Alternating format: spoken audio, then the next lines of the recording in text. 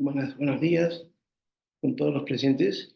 El día de hoy vamos a tocar un tema muy interesante en relación a un poco la práctica clínica que hacemos en concerniente a la población pediátrica o adolescente, partiendo un poco de la experiencia que tenemos.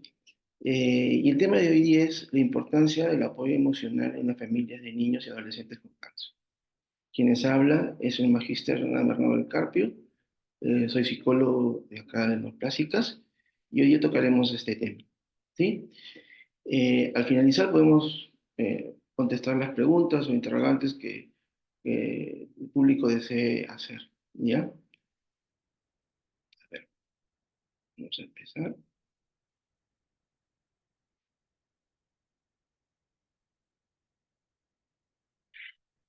Para la agenda de hoy día vamos a tocar tres puntos importantes respecto al tema de hoy día. Vamos a tocar acerca de la psicooncología, familia, niños, adolescentes con cáncer. En segunda parte, el apoyo emocional, que es, digamos, el título de la ponencia del día de hoy, en relación a las familias de niños y adolescentes con cáncer y las diferentes etapas de la enfermedad. Y finalmente, vamos a tocar con unas conclusiones finales acerca del apoyo emocional en la familia. Vamos a partir con el siguiente ejemplo o las siguientes preguntas, ¿no? A veces nos ponemos a pensar por qué la importancia, ¿no?, del apoyo emocional a las familias con pacientes, en este caso, niños y adolescentes, ¿no? ¿Cuál es la importancia del apoyo emocional para el caso? Y, y lo colocamos acá, ¿no? ¿Por qué es importante el apoyo emocional en las familias de niños y adolescentes con cáncer? ¿Por qué es, digamos, oportuno que el paciente, en este caso la familia, reciba este soporte psicológico, emocional, ¿no?, desde un primer momento en todo el proceso de enfermedad? ¿Qué conlleva finalmente ese apoyo emocional? ¿Cuáles son los factores, digamos, importantes a nivel emocional que va a tener, en este caso, los familiares, ¿no?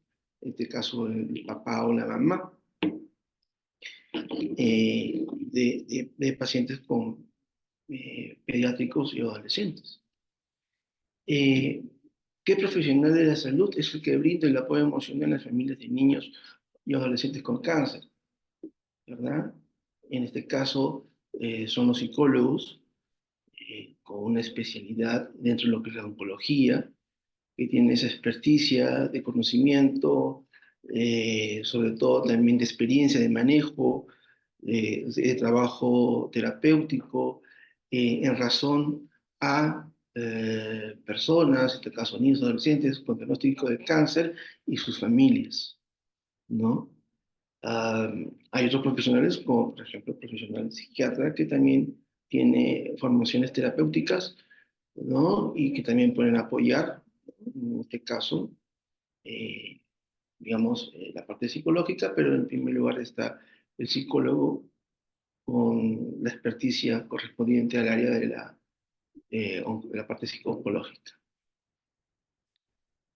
¿Cómo realiza el apoyo emocional en la familia del niño y adolescente con cáncer? ¿Cómo se realiza en este caso psicólogo? Hay una variedad de técnicas, psicoterapias, orientaciones, consejerías, acompañamientos relacionados al proceso de enfermedad del paciente.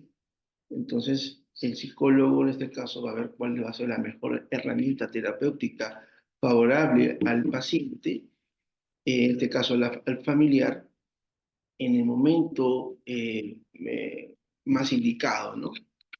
¿No? Y esto lo podremos ver cuando se den ciertas condiciones, vaya a ser un diagnóstico, una preparación previa al inicio del tratamiento, etcétera, ¿no? Varios momentos. Y finalmente esta pregunta, ¿no? ¿En qué momento se da el apoyo emocional en las familias de niños y adolescentes con cáncer? Lo acabamos de decir, ¿no? En diagnóstico inicial o un prediagnóstico, en diferentes momentos en que se va a la etapa de la enfermedad. ¿vale? Entonces, esto es importante en referirnos en el momento o en el momento indicado o parte del proceso de enfermedad donde el psicólogo, en este caso el psicooncólogo del área de pediatría, va a estar, digamos, con la disposición de dar este apoyo emocional a la familia y pero también al paciente. Veamos algunas situaciones, ¿no? Un niño de 7 años es hospitalizado para inicio de tratamiento por un diagnóstico de leucemia linfoblástica aguda de células B. Madre se encuentra lábil emocionalmente. Médico tratante solicita soporte familiar a la madre e intervención al paciente. Si nos damos cuenta ya de esta primera comunicación en base al médico que sugiere un soporte familiar a la madre, empezamos a entrar a detallar el primer contacto con el paciente cuando vayamos a visitar en el momento de esta hospitalización y cuando acudamos, ¿no? Por sugerencia del médico. Veamos el siguiente caso. Médico tratante solicita apoyo psicológico a paciente mujer de 14 años por diagnóstico de osteosarcoma de fémur izquierdo por posible amputación. Padre se niega a operación. Es otra situación diferente, muy distinta a la primera. En este caso, ya hay un diagnóstico, ya hay una posibilidad de amputación, y en este caso, probablemente el padre entre a un proceso de negación, lo cual va probablemente a complicar la salud de esta niña. Y habrá otro momento de encuadre y de intervención para este caso, ¿no? Por ejemplo. Veamos otro caso más. Padre de paciente mujer de 9 años solicita apoyo psicológico ya que desea comunicar diagnóstico del cáncer, en este caso leucemia, a su hija y también a sus hermanas de ella. Y ese es el paciente, en este caso el padre, que busca ese apoyo psicológico para mejorar, o en este caso para mejorar la comunicación de ese diagnóstico que va a decir a su hija. Es otro momento, otra situación distinta, pero también muy importante porque va a radicar ahí toda la información que va a tener, que va a recibir la niña, una información previa por parte de su padre, en este caso el cuidador, ¿no? Entonces, podemos ver que existen situaciones donde se presta el apoyo emocional a la familia del paciente pediátrico o del paciente adolescente, de las cuales nosotros vamos a ir interviniendo, acudiendo y a su vez también conociendo las historias de estas familias. Es una historia de familia. Cuando conocemos al paciente, en el caso pediátrico o adolescente, conocemos a la familia. ¿Sí? Atendemos al paciente como también atendemos a la familia. Damos esa apertura para que se pueda conversar, dialogar también con los padres. Entonces, veamos que la psicología, ¿no? En términos de conceptos relacionados a la familia y el paciente oncológico, en este caso niño adolescente, la psicología pues, es una subespecialidad de la psicología de salud que presta un servicio a pacientes con cáncer y a sus familias, ayudando a, digamos, a enfrentar el impacto emocional de la enfermedad y tratamiento para mejorar la calidad.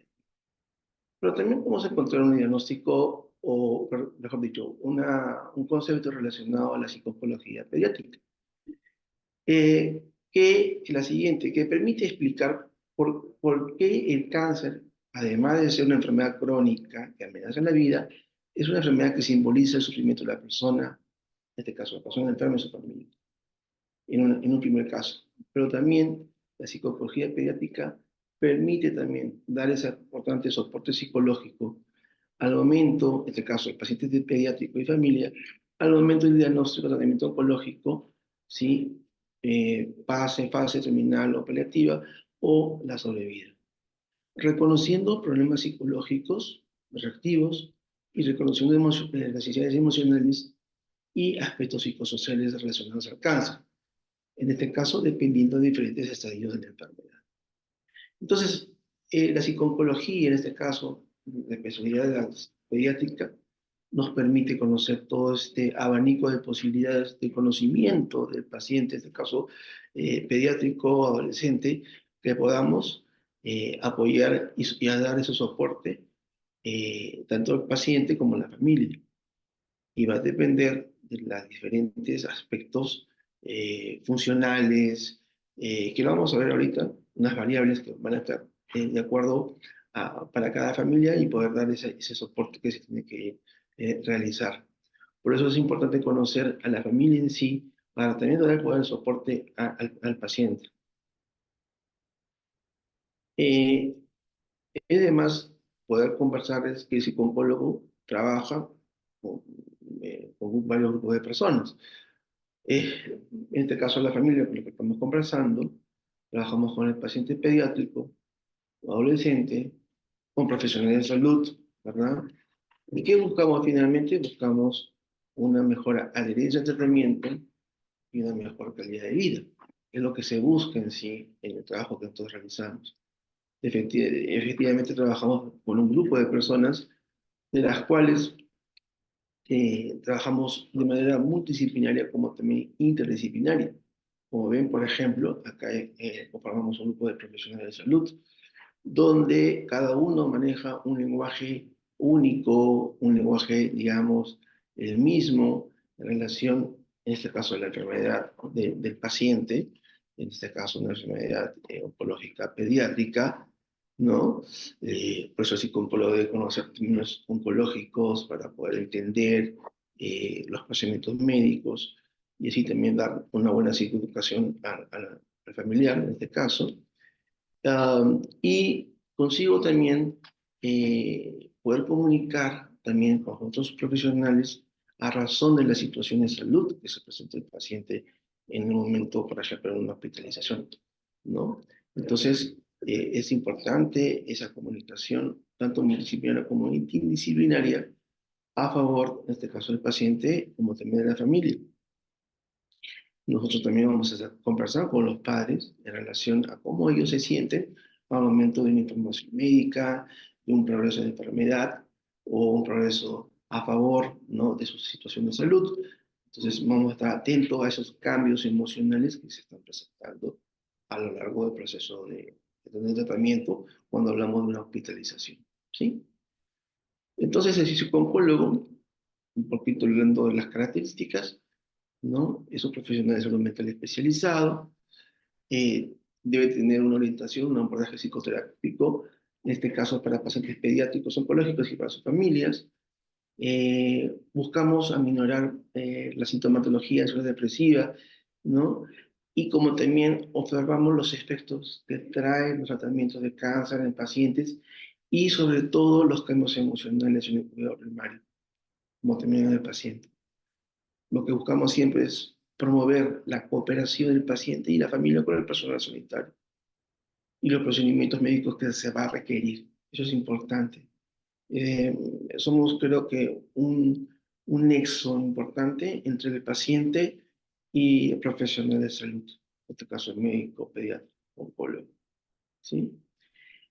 También ayudamos al niño, en este caso a los padres, a afrontar la enfermedad y los malestares físicos según lleve o fase la enfermedad, ¿no? Bien. ¿Cuáles son las áreas de acción? Es bueno recordarlas algunas. Dentro de los momentos, el prediagnóstico, el diagnóstico, tratamiento, algún momento de recaída o la terminalidad o duelo final, ¿no? Cualquiera de estas etapas nosotros estamos, digamos, trabajando conjuntamente con los padres en el soporte familiar, ¿no? Soporte emocional. Entonces, vamos a ver en esta parte el apoyo emocional a la familia del paciente oncológico en las diferentes etapas. Y es bueno aclarar que también hay variables que conocer y observar y comprender también.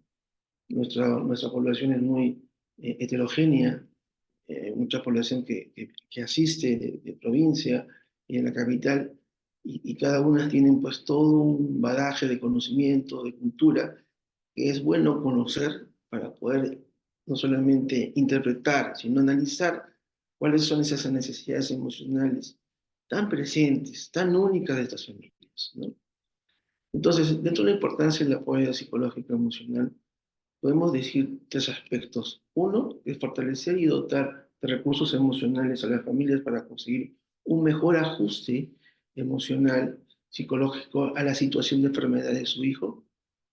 Otra variante de este caso es la evaluación de los factores de riesgo y protección ante la adaptación, por ejemplo, de un diagnóstico, y hay variables que debemos tomar en consideración, variables sociales, familiares, que ahorita lo vamos a conversar en los siguientes slides, pero es bueno acotarlo, ¿no?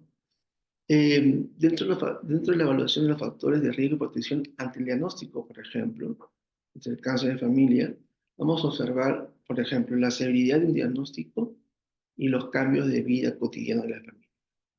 Pero yo que son los factores, y lo habla Gottbeck en el año 2011, acerca de estos factores de riesgo y protección ante la adaptación del diagnóstico, ¿correcto?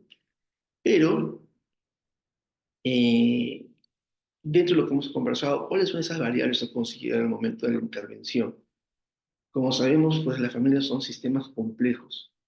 Hay muchas maneras en que la familia funciona, lo cual puede ser un obstáculo o a favor o en contra. Y esto va a plantearse un manejo muy, digamos, individualizado dentro del contexto del cáncer infantil. ¿Por qué individualizado? Como le dije al comienzo, cada familia es distinta, cada patrones de comportamiento, crianzas, etcétera, que han tenido los padres con su hijo son muy distintos. Entonces, tal vez el apoyo psicológico va a ser diferente para una familia, para otra familia, ¿verdad? Entonces, la experiencia en este caso del psicólogo, la experticia en el manejo, sobre todo de algunos indicadores de alerta, en el desajuste emocional que pueda presentar el paciente, en este caso un niño, como la familia, es muy importante, ¿no? En tener en consideración. Puede presentarse una familia muy colaboradora y de pronto vuelve a cambiarse, cambia ese aspecto y no colabora, empieza a cambiar el efecto emocional, puede pasar por una depresión, etcétera, ¿no? Entonces, dentro de estas variables que coloco acá, está, por ejemplo, etapa en la que se encuentra en la familia. Y eso hablamos en el momento en que se da el diagnóstico. ¿En qué etapa se encuentra esa familia? ¿Es una familia ya recién constituida? ¿Es una familia de padres jóvenes? ¿O una familia ya constituida con hijos grandes? ¿No? ¿Cuál es, digamos, cuál es la situación geográfica? Tomo esta palabra, ¿no? Geográfica familiar, ¿no? ¿Verdad?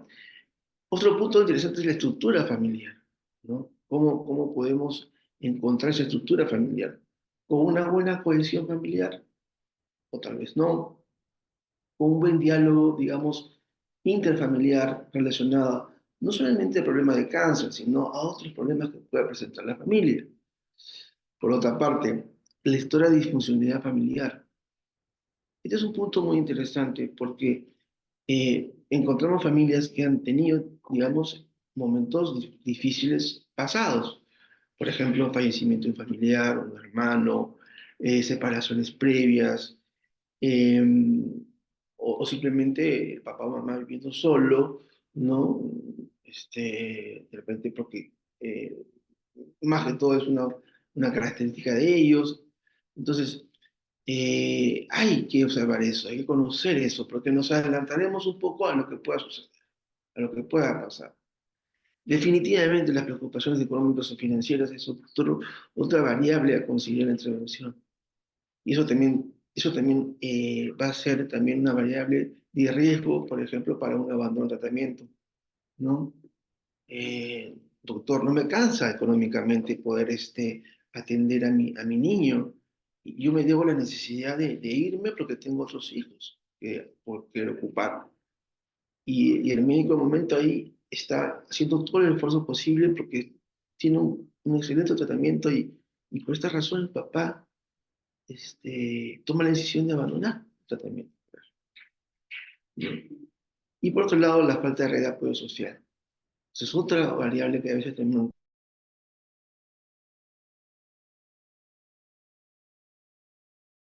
diagnóstico, pero a medida que pasa el tiempo, las semanas, meses o años, la vida va disminuyendo y la familia se queda sola. Me dejó entender ese aspecto y eso lo observamos muchas veces, ¿no? Bien, otra de las variables que hay que tomar en cuenta dentro de la intervención en padres al momento de ayudarlos son las siguientes. La edad. Uno puede decir, a mayor edad mayor madurez, ¿no? Por parte de los padres. O a menor edad, mayor madurez, o menor madurez. Eso es muy ambiguo, yo diría, ¿no?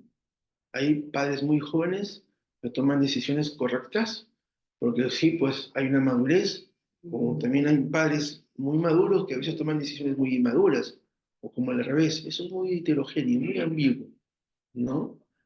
Entonces, la edad también faculta mucho en la toma de decisiones al momento de hacer, por ejemplo, una firma de consentimiento para un tratamiento. Las características de personalidad o personales, la instrucción también ayuda un poco al entendimiento, ¿no? de lo que es la enfermedad.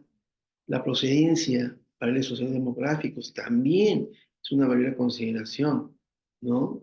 Eh, a veces hay padres que vienen de provincia y le dicen, me han dicho que tiene cáncer y eso es malo para mí, eso es malo para mi familia, mejor me voy de acá, porque hay un estigma a veces muy metido en la cabeza que lo tiene muy presente, o porque viene también de experiencias de personas que han tenido cáncer y de repente no logra conectarse con la enfermedad, no logra conectarse con el hospital y se va, ¿no? Por temor o por miedo. Y bueno, la otra parte es el conocimiento y comprensión de la enfermedad misma. Eh, Ahí es lo que tenemos una dificultad. Hay papás que a veces no comprenden el conocimiento o la comprensión de la enfermedad y hay que volver a repetir, volver a dar la información. Claro está que también eso también va a la mano con la parte emocional. Una persona con depresión, la atención, la concentración va a ser mínima muchas veces, ¿no? Entonces, o un papá muy ansioso también no va a captar toda la información que a veces el médico da o brinda. Entonces, en este caso, hay digamos, un desconocimiento o falta de comprensión de la enfermedad. Es una de las variables a considerar en la intervención, ¿verdad? Bien, dentro de las fases que hablamos al comienzo, una de las fases muy críticas es el diagnóstico del cáncer, ¿no? Y dentro de los momentos que hablamos como ejemplo es la comunicación. Eh, Coloco este concepto de Marie de Trier, que coloca, ¿no? Como el cáncer como un elemento desestabilizador para cualquier familia, independientemente de la capacidad de adaptación de situaciones de crisis. Claro, uno digamos, no se imagina recibir un diagnóstico, en este caso de un hijo, ¿no? Como un papá me decía, me comentaba, cuando supe que mi hijo tenía cáncer, era como que a mí me daban un puñalazo en mi corazón. Entonces, entendamos esa frase en relación digamos, a lo amenazador que tiene este diagnóstico, en este caso, y esa ruptura emocional, esa crisis emocional que presenta el padre en ese momento y los siguientes días o semanas posteriores. Y cómo el papá va a manejar esa noticia, cómo va a ir aceptando esa noticia, ¿no? Entonces, sabemos que el diagnóstico de cáncer va a impactar al núcleo familiar, en este caso, la madre, los hijos, ¿no? Y sobre todo en la dinámica, sobre todo en la dinámica familiar. Y esto va a tener pues un malestar emocional que va a ser- que se presenta a razón de este diagnóstico de cáncer y a cómo va a ir manejando, sobre todo esto, importante, cómo va a ir manejando a los padres este diagnóstico de cáncer y esa comunicación que van a tener con este caso, con el niño o adolescente con la enfermedad y con los hermanos, ¿no? Ese es otro tema muy interesante que es la familia. Los hermanos a veces, el papá o la mamá, la atención está puesta con el hijo enfermo, pero a veces se olvidan los hermanos, ¿no? Y al final pueden tener otro tipo de consecuencias, ¿no? Bien, entonces, al momento del diagnóstico de cáncer para los padres, definitivamente es un acontecimiento nuevo, distinto, ¿ok? Distinto, nuevo para ellos, dentro del aspecto familiar va a ser distinto.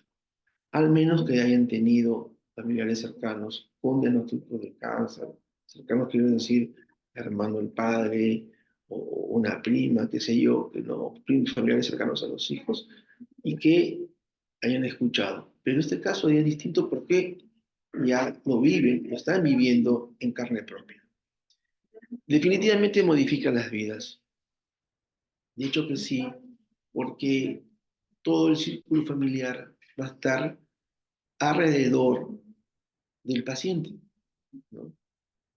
Probablemente los hermanos mayores, algunos, dejen de estudiar para apoyar al padre, o de repente el padre o la madre deja de trabajar por a beneficio de este chico, del paciente, ¿verdad? Pero también hay una confrontación de crisis, en este caso, crisis de familiar, crisis en el sentido inclusive existencial frente al núcleo familiar, porque acá hay interrogantes. ¿Qué nos pasó? ¿Qué sucedió? ¿En qué nos hemos equivocado?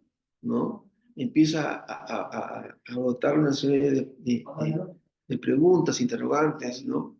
Y empieza a jugar un juego de emociones, ¿no? Sobre todo de cólera, de ira, tristeza, ¿no? Y por otra parte empieza a darse los primeros inicios de esta alianza al equipo de salud. Digo alianza en el sentido porque empezamos a intervenir en el caso de diagnóstico de cáncer, de repente un niño que está en emergencia o hospitalización, y empezamos a adentrarnos dentro del equipo de salud, con el médico, con la enfermera, ¿no? Con los demás profesionales. Entonces, como en este caso, ¿no? El diagnóstico es una situación disruptiva que despierta un enorme monto de estrés, mientras que semanas después de esta etapa aguda, padres y pacientes acompañan el desenvolvimiento de tratamiento en sus etapas, una forma más adaptada y de no producirse otros nuevos acontecimientos inesperados. El estrés se cronifica, moderando su intensidad. Es decir, viven con estrés, ¿no? Un estrés que va a dirigir un poco las actividades que tienen que hacer. Y a veces el estrés se convierte en un distrés, ¿no? El estrés, digamos, malo, negativo, ¿no? Bien, ¿qué pasa, por ejemplo, en los primeros días cuando hacemos una hospitalización, por ejemplo? Y acá lo ilustra muy bien Lucía Fuentes, una psicóloga de Guatemala. Habla acerca de esto, ¿no? En relación, y coincido mucho con ella, ¿no? Porque es también lo que nosotros vemos acá, ¿no? Los padres van aprendiendo terminología médica, intentando comprender la naturaleza de la enfermedad, como también el plan de tratamiento. Buscan mantener un diálogo continuo con sus hijos. Averiguan, por ejemplo, cómo es el funcionamiento del hospital, por qué esta persona está vestida de blanco, de turquesa, etcétera. Van conociendo cuál es, digamos, el movimiento, la rutina del hospital, como también la jerarquía del personal dentro de ella. Así, por ejemplo, intenta mantener un trabajo, resto de obligaciones familiares, porque, claro, está la mamá o está la papá con el niño o adolescente, pues eso no quiere decir que no deje funcionar la familia. La familia continúa funcionando. Efectivamente, se busca un establecimiento o establecer una alianza terapéutica entre profesionales de salud y niños para ver el aspecto vital hacia un objetivo común, ¿no? Que es la mejora del niño, la recuperación del niño en su tratamiento. Los padres, de cierta manera, se convierten en expertos en la comprensión y conocimiento de los hijos, y sobre todo, en este caso, hay mucho miedo y angustia por parte de ellos, ¿sí? En relación a la enfermedad o tratamiento y la incertidumbre que puede rodear un posible resultado de un tratamiento de su hijo, ¿correcto? Entonces, acá hay mucho juego emocional, definitivamente. Y las cosas pueden cambiar de un día para otro si hablamos de una hospitalización, ¿sí? Porque la enfermedad es una enfermedad crónica, puede cambiar el estado, digamos, de salud de un chico, ¿correcto? Entonces, estos son los primeros días de una hospitalización. Como dije al comienzo, hay reacciones emocionales por parte de los padres y hay que comprender eso y hay que entender eso, ¿no? El miedo, la ansiedad, el enojo, el sentimiento de culpa, la frustración, la necesidad de saber qué está pasando, ¿no? O sea, y eso me refiero en relación, o se refiere en relación a lo que está pasando interiormente en el niño, ¿no? En el físico. Momentos de soledad, en este caso el padre, o de abandono, ¿no? O en este caso la tristeza, ¿no? Entonces, todas estas reacciones emocionales las comparten los padres con los niños en muchas veces, ¿no? A veces no quieren comunicar el diagnóstico por preocupar muchas veces al hijo, cuando en sí el que tiene esa dificultad emocional es el padre y el niño está muy tranquilo, muy sereno. Es el padre que está ansioso, es el padre que está movilizado, digamos, de una intensidad emocional muy fuerte. Y eso puede producir también un bloqueo, digamos, emocional al momento de tomar decisiones, o simplemente dudas, que a veces son dudas que a veces no son reales y a veces son irreales y tratan de en sí confundir a los padres, ¿no? Entonces, es importante observar estas reacciones emocionales. Dentro del apoyo emocional, en la familia, tenemos que considerar acá identificar la afectación emocional, el estado de shock, por ejemplo, el momento del diagnóstico, y por supuesto brindar un espacio de contención emocional, tomando decisiones, tratamiento en el caso de un dolor o miedo. Debemos identificar el cuidador primario, ¿verdad? Si es papá o mamá. ¿Cuáles son los roles y responsabilidades frente al paciente? ¿Sí? Y sobre todo, ¿qué problemas persistentes hay? ¿No? Uno de ellos ya lo sabemos que es la parte económica, pero puede haber otros problemas también muy fuertes que esté presentando la familia. Y algo interesante es identificar el estilo de afrontamiento y adaptación que tiene esta familia, ¿correcto? Y esto parte muchas veces de las experiencias previas, situaciones que han presentado, en donde también han tenido que tomar decisiones importantes, ¿no? Entonces, o no. Y cada vez es la primera situación difícil que está pasando en esta familia, ¿no? Entonces, tratamos de identificar para podernos llevar esto dentro de nuestro apoyo emocional psicológico. Y hay que, dentro de lo que es tratamiento, hay variables, podemos hablar de diagnóstico, que hay que tener en cuenta, ¿no? El apoyo emocional. Uno de ellos es las hospitalizaciones, que algunas son largas. Por ejemplo, ¿no? Si hablamos de leucemia, a veces un paciente nuevo pues tiene que estar por lo menos unas 3, 4 semanas, es más, ¿no? Un poquito más de un mes. Los tipos de tratamientos, ¿no? En este caso, ya sea quimioterapia, ¿no? En el caso de leucemias, primeras fases de inducción, por ejemplo, los efectos secundarios al momento del que el padre va a tener que comunicar cuáles son, ¿no? O conocer, sobre todo en niños o adolescentes, las relaciones emocionales de los pacientes, que los padres también lo observan, ¿no? Doctor, doctora, se me deprime, llora, está muy ansiosa, piensa mucho en sus hermanos, piensa mucho en el colegio, no sabe si va a regresar en el colegio. Entonces hay reacciones emocionales respecto a esa duda, por ejemplo, ¿no? Y por otra parte está la comunicación efectiva con el personal de salud, ¿no? Y aquí hay que ver dos cosas. La información que brindas y la información que recibes, ¿no? Y acá puede entrar, por ejemplo, eh, lo que llamamos conspiración de silencio, ¿no? Lo que llamamos conspiración de silencio, ¿no? En este caso, no, el padre no va a decirle los tipos su hijo, no, conspira, ¿no? Conspira el silencio en este caso, ¿verdad? Ahora pongamos un ejemplo, ¿no? Y la comunicación se da también en otros aspectos, por ejemplo, justo en la situación que hablamos al inicio de esta exposición, ¿no? Al momento de dar un diagnóstico o comunicar el papá a la niña que tiene cáncer, ¿no? Por ejemplo, el nombre de la enfermedad, cáncer. ¿De qué tipo? ¿No? La leucemia.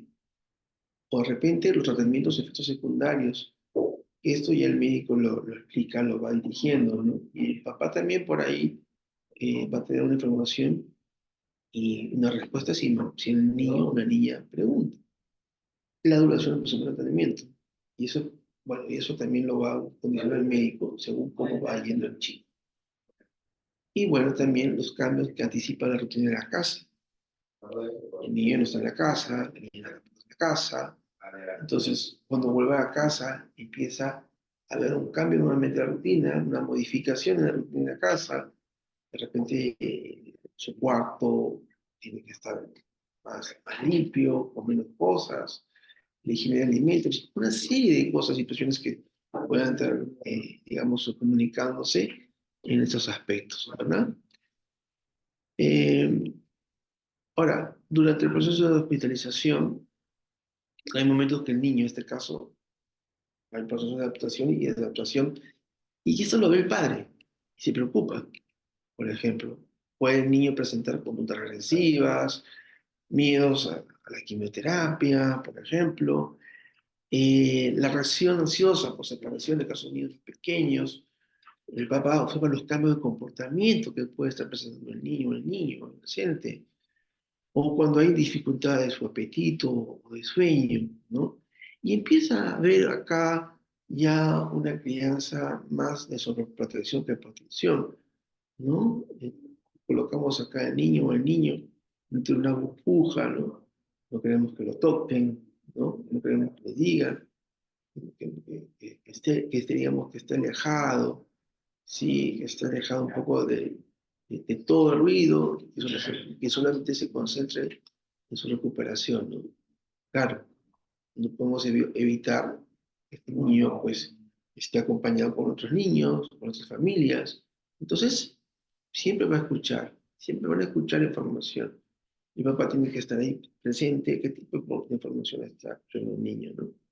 O simplemente por el celular, ¿no? Hoy por hoy el celular es un medio de comunicación tan fácil, tan rápido, que a veces hay comunicaciones que son erróneas y eso puede alterar al niño o al padre también, ¿no? Y bueno, al final del tratamiento puede ser que tu hijo se sienta miedo a una recaída, por ejemplo, que ese es el caso, dudas sobre el cuidado del paciente, actuar en la sobreprotección o miedo al rechazo social. Eso también mucho lo hemos hablado con los papás, ¿no? Sobre todo cuando vuelven al colegio, ¿no? Tienen que saber qué colegio van a colocarle, por ejemplo, porque de repente por ahí los compañeros no lo apoyan, no entienden el proceso de enfermedad que ha pasado y a veces lo aíslan, ¿no? ¿No? O sufre un tipo de bullying también, y eso también no es correcto, no es lo correcto, ¿no? Entonces, dentro del acompañamiento o el apoyo emocional, hay que observar la evolución de los padres, en la forma como llevan las situaciones, ¿no? Promover un equilibrio dentro de la dinámica familiar, es lo que se busca, ¿no? Conversar sobre la sobreprotección y consecuencia en la crianza, ¿no? Le damos todo, ¿no? Porque él se enfermó, no le quites, él necesita esto, y a veces los chicos se aprovechan mucho de eso, porque hay una ganancia secundaria para otras cosas, ¿no? De repente se pone a llorar, se inquieta, y porque tú no quieres que le pase nada, ahí tienes, ¿no? Sobre todo en los adolescentes, los niños de mayor edad, ¿no? Definitivamente fomentar y integrar el cuidado adecuado del resto de familia, sobre todo los hermanos. Y es una parte de los hermanos que también hay que considerar, ¿no? Porque a veces se les olvida mucho a los hermanos, se deja a un lado, ¿no? O son los hermanos mayor que tienen que cuidar al hermano menor que ha quedado, ¿no? ¿Verdad? Ayudar a los padres a mantener una relación mutua colaboración y comprensión con la persona de salud. Esa es una tarea titánica, muy titánica, ¿no? Porque también, no solamente estamos nosotros los psicólogos, también está el otro personal, el personal de salud, que también tiene que estar presente, ¿no? Y lo está, ¿no? Pero también tiene que, el personal de salud también tiene que manejar sus propias emociones, sus frustraciones, ¿no? Si es que de repente sucede el fallecimiento de un niño, ¿no? Y a veces también el personal también siente, ¿no?, la pérdida de un niño, pues, ¿no? Entonces, tiene que ver esa relación mutua de colaboración y comprensión con el personal de salud. ¿Y qué pasa cuando la enfermedad es progresiva? ¿Qué se puede experimentar en relación al apoyo emocional en la familia? Tal vez esa sea una de las etapas más difíciles dentro de la fase de la enfermedad, en el cual el profesional tiene que estar preparado, por ejemplo. Y acá se va a experimentar en los padres sentimientos de inutilidad, ¿no? Culpa por someter el tratamiento, culpa por lo que está sucediendo, culpa por haber llegado tarde al tratamiento, ¿no?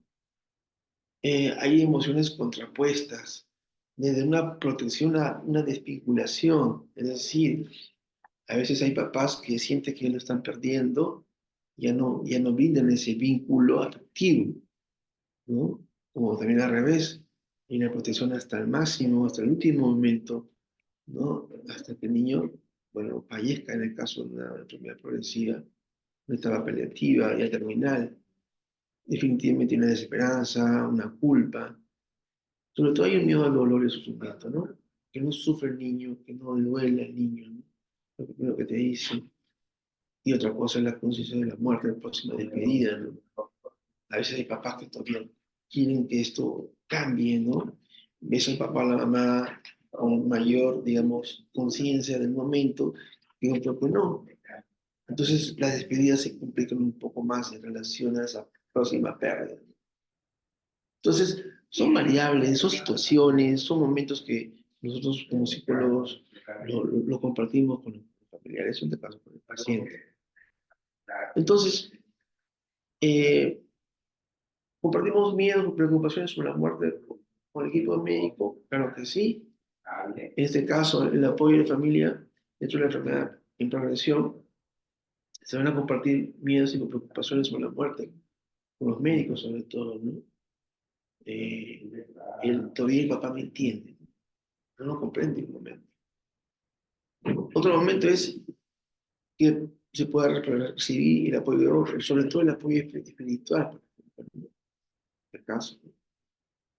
El padre también indicarle que se tome un tiempo para no aislarse, ¿no? Bueno, recibir el apoyo espiritual, de acuerdo a cada religión, y realizar un proceso de despedida y pronta partida, ¿no? Un proceso sano de despedida y pronta partida. Se espera eso lograr. Entonces, vamos a observar en el papá una evolución de un nivel de estrés crónico, ¿no? Buscamos también que haya ese equilibrio emocional en el clima de familia. Buscamos también conversar con la comunicación asertiva con el paciente y el resto de familia, los humanos. Y buscamos continuar con la relación de mutua colaboración y tolerancia frente frente al personal de salud, ¿no? Pero dentro de la adaptación y afrontamiento de la familia, tiene que haber, hay momentos, ¿no?, que van sucediendo, que vamos observando.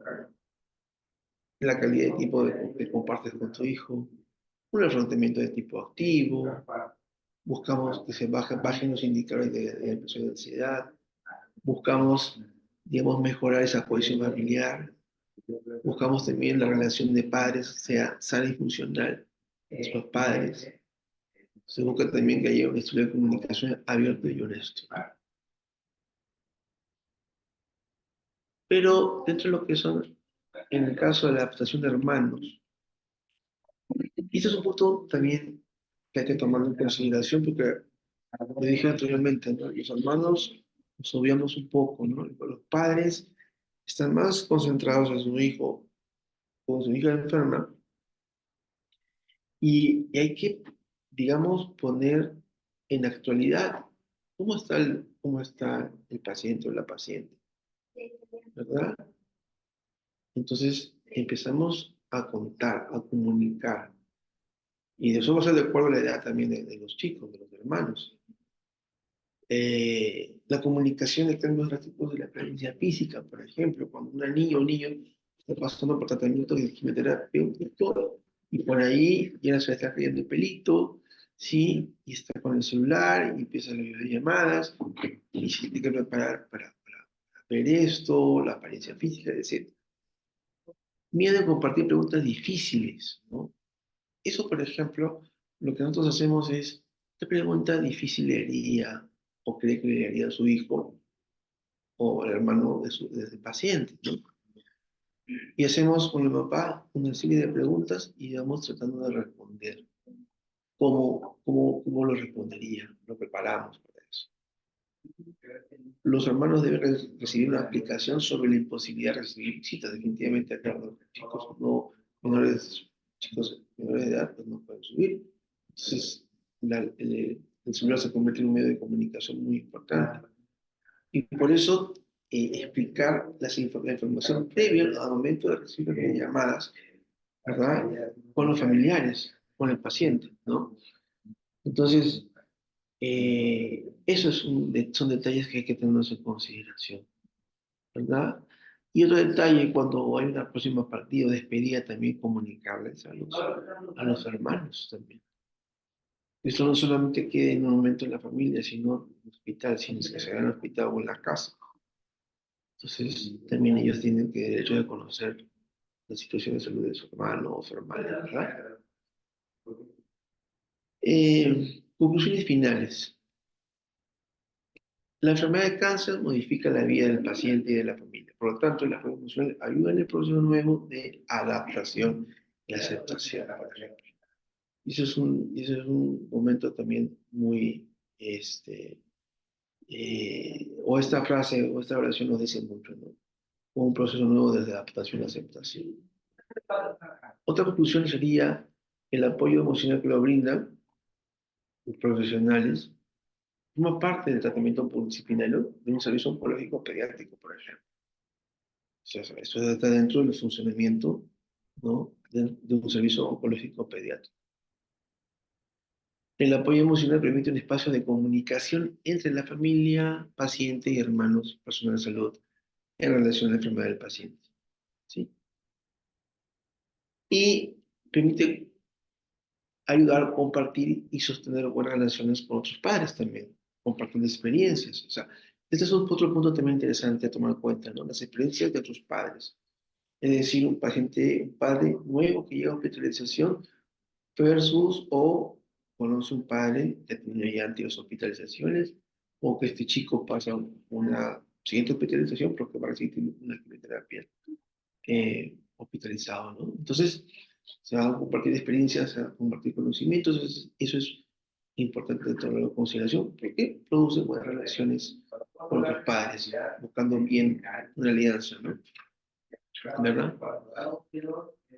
Y finalmente, muchas gracias por su paciencia en esta casi hora de exposición. Atento a las interrogantes, dudas, comentarios, sugerencias. Estoy presto a responder. Muchas gracias.